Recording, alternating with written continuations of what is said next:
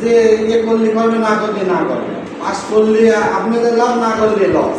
এটি কুষ্টিয়া সরকারি technical school ও কলেজের শিক্ষক তুষার হোসেন ও অফিস সহকারী নাইম ইসলামের শিক্ষার্থীদের কাছ থেকে অনৈতিক সুবিধা আদায়ের দৃশ্য।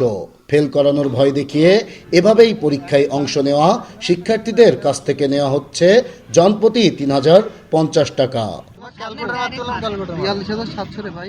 সরকার সিসিএফ প্রকল্পের আওতায় বেকার ছেলেমেয়েদের দক্ষভাবে গড়ে তুলতে ড্রাইভিং ও বেসিক প্রশিক্ষণ বাবদ লাখ লাখ টাকা খরচ করলেও তা কোনো কাজেই আসছে না।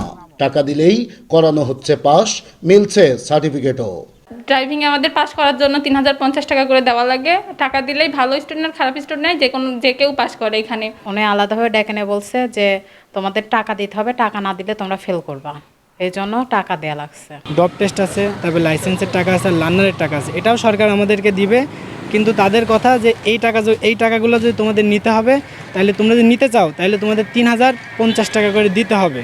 সাইনবোর্ডে বিনামূল্যে কারিগরি প্রশিক্ষণের কথা লেখা থাকলেও এ প্রতিষ্ঠানে টাকা ছাড়া হয় না কোনো কাজ।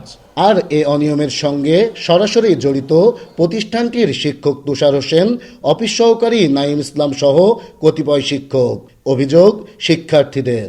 তুষার স্যার এবং নাইম স্যার যে আমাদেরকে বলছে যে টাকা যদি না দাও তাহলে আমরা তোমাদেরকে পাসও করাবো না, এরকম সরকার থেকে যে বাজেট আসে এই বাজেটও আমরা তোমাদেরকে দেবো না। টাকার কথা বলেছিল রিয়াদ স্যার, ঠিক আছে, রিয়াদ স্যার বলেছিল, রিয়াদ স্যার টাকা নেয়নি, টাকা দিচ্ছি হচ্ছে নাইমের কাছে দিচ্ছে।